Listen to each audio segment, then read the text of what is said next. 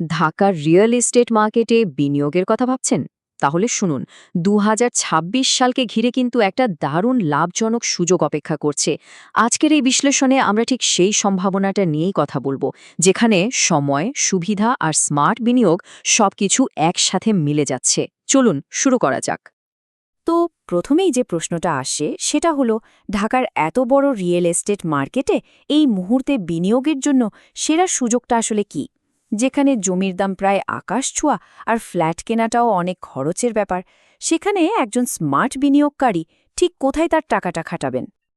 আমাদের গবেষণা আর ডেটা যা বলছে, তাতে ২০২৬ সালের জন্য এর উত্তরটা একদম পরিষ্কার। Service department. হ্যাঁ, কোনো গতানুগতিক রেন্টাল প্রপার্টি নয়, বরং এই বিশেষ ধরনের অ্যাপার্টমেন্টগুলোই কিন্তু ঢাকার সবচেয়ে আকর্ষণীয় বিনিয়োগের জায়গা হয়ে উঠছে। কিন্তু প্রশ্ন হলো, কেন? মানে হঠাৎ করে সার্ভিস ডিপার্টমেন্ট নিয়ে এত কথা হচ্ছে কেন? কারণটা খুব সহজ। এগুলো শুধু কিছু ফার্নিচার সহ ফ্ল্যাট নয়, এগুলো আসলে আধুনিক ঢাকার ব্যস্ত জীবনের অনেকগুলো সমস্যার একটা দারুণ সমাধান। এর পেছনে কারণ মূলত তিনটা। প্রথমটা হলো কনভিনিয়েন্স বা সুবিধে, মানে একজন ভাড়াটিয়া লিটারালি শুধু একটা লাগেজ নিয়ে বাসায় উঠে পড়তে পারেন, কারণ সবকিছু রেডি করা থাকে। ২ নম্বর হলো ফ্লেক্সিবিলিটি বা নমনীয়তা, মানে ছোট বা মাঝারি সময়ের জন্য ভাড়ার অপশন থাকে, যা আজকের দিনে খুবই দরকারি। আর ৩ নম্বর হলো খরচ, যা কিনা লম্বা সময় থাকার জন্য হোটেলের চেয়ে অনেক অনেক কম। এই কথাটা বিষয়টাকে খুব ভালোভাবে ব্যাখ্যা করে। ঢাকা শহর যেভাবে কাজ করে, যেভাবে মানুষ এখানে ঘুরতে আসে, পড়াশোনা বা ব্যবসা করে, সার্ভিস ডিপার্টমেন্ট তারই একটা জবাব। তার মানে কি? তার মানে হলো, এটা কোনো অল্প সময়ের ট্রেন্ড না, বরং ঢাকার জীবনযাত্রার যে পরিবর্তন, তারই একটা স্বাভাবিক ফলাফল। আচ্ছা, তাহলে এবার দেখা যাক এই সার্ভিসড অ্যাপার্টমেন্টগুলোর চাহিদাটা আসলে আসছে কোত্থেকে। কারা সেই মানুষজন যারা এই নতুন ধরনের থাকার ব্যবস্থাকে বেছে নিচ্ছেন? বিনিয়োগের আগে এই চাহিদাটা বোঝা কিন্তু খুবই জরুরি। চাহিদার তালিকার একদম ওপরে আছে প্রবাসী আর বিদেশি পেশাজীবীরা।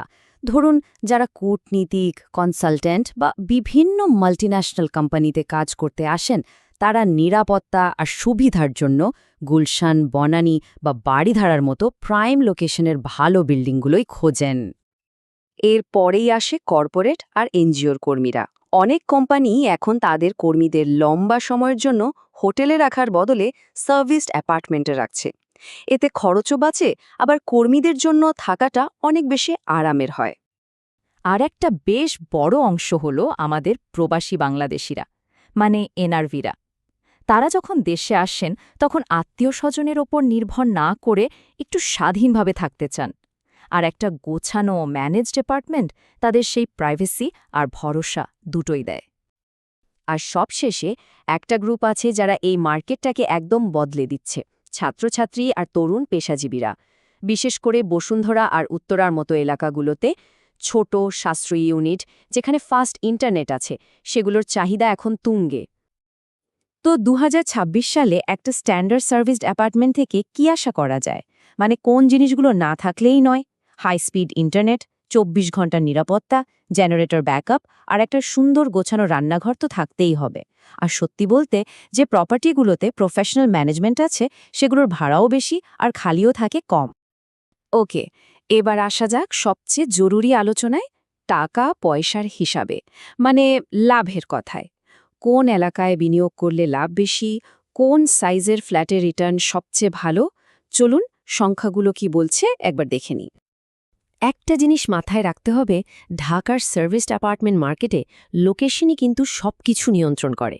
একদিকে আছে গুলশান, বনানীর মতো প্রিমিয়াম জায়গা, যেখানে ভাড়া সবচেয়ে বেশি। আবার অন্যদিকে বসুন্ধরা বা উত্তরার মতো এলাকাগুলোতে হয়তো প্রাথমিক বিনিয়োগটা কম, কিন্তু লম্বা সময়ে লাভের সম্ভাবনা অনেক বেশি। এই যে চার্টটা দেখছেন, এটা থেকে ঢাকার ভাড়ার বাজার সম্পর্কে একটা পরিষ্কার ধারণা পাওয়া যাবে। দেখুন, একটা স্টুডিও অ্যাপার্টমেন্টের ভাড়া যেখানে মাসে ১০ থেকে ৪০,০০০ টাকার মধ্যে, সেখানে গুলশান বনানীর একটা লাক্সারি 2 বেডরুম ইউনিটের ভাড়া কিন্তু ১.৫ লাখ টাকাও ছাড়িয়ে যেতে পারে। আর এখন যে স্লাইডটা আসছে, বিনিয়োগকারীদের জন্য এটাই হলো আসল।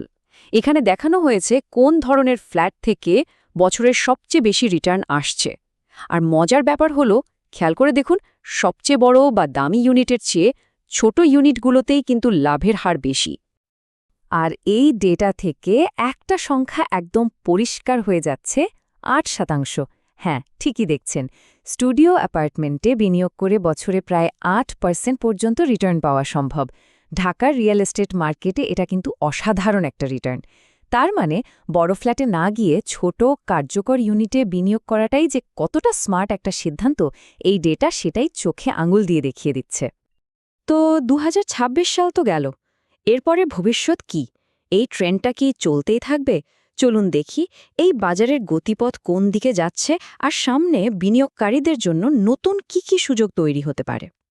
ভবিষ্যতের ছবিটা কিন্তু বেশ স্পষ্ট। ছোট বা কম্প্যাক্ট লিভিংয়ের ধারণাটা আরও জনপ্রিয় হবে। প্রফেশনাল ম্যানেজমেন্ট ছাড়া ভালো ভাড়াটিয়া পাওয়া কঠিন হয়ে যাবে।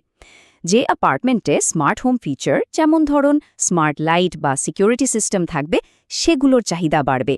আর বিনিয়োগকারীরা ফ্ল্যাটের সাইজের চেয়ে লাভের হার মানে ইল্ড এর দিকেই বেশি মনোযোগ দেবেন। সুতরাং সব তথ্য আর ডেটা বিশ্লেষণের পর চূড়ান্ত প্রশ্নটা কিন্তু এটাই দাঁড়াচ্ছে, ঢাকা শহরের আবাসন খাতের এই যে নিশ্চিত ভবিষ্যৎ, এই সার্ভিসড অ্যাপার্টমেন্টের ক্রমবর্ধমান বাজার, সেটা একজন স্মার্ট বিনিয়োগকারীর পোর্টফোলিওতে জায়গা করে নেবে কিনা? সিদ্ধান্তটা এখন পুরোপুরি বিনিয়োগকারীর।